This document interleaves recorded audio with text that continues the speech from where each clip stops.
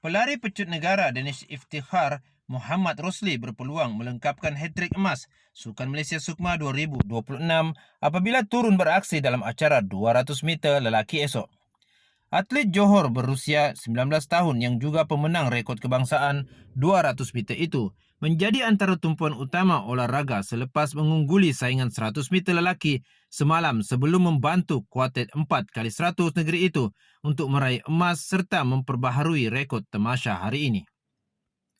Tumpuan turut terarah kepada acara 200 meter wanita apabila juara 100 meter Izzatul Musfira Ahmad kembali ke trek dalam misi memburu emas kedua pada Sukma 2026. Kejayaan Danish dan Izzatul Musfira dalam acara pecut sebelum ini menjadikan saingan 200 meter lelaki dan wanita antara acara yang dinanti-nantikan esok. Sementara itu, beberapa rekod Tamasya turut diperbaharui hari ini dengan olahraga menyaksikan 2 rekod baru dicipta menerusi kuartet 4x100 lelaki Johor dan atlet rejam lembing lelaki Chai Kylie.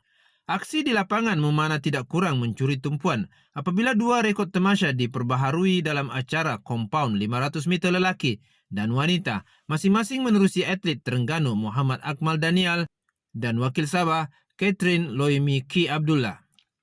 Dalam sukan menembak, atlet Perak Nazirul Iqbal Rozaini turut mencipta rekod Tamasya baru selepas tampil cemerlang dalam acara 100 meter air rifle lelaki di lapang sasar menembak kebangsaan Subang.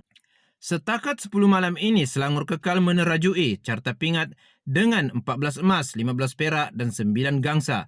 Diikuti Terengganu dengan 13 emas, 20 perak dan 7 gangsa, manakala Johor di kedudukan ketiga dengan 11 emas, 12 perak dan 10 gangsa.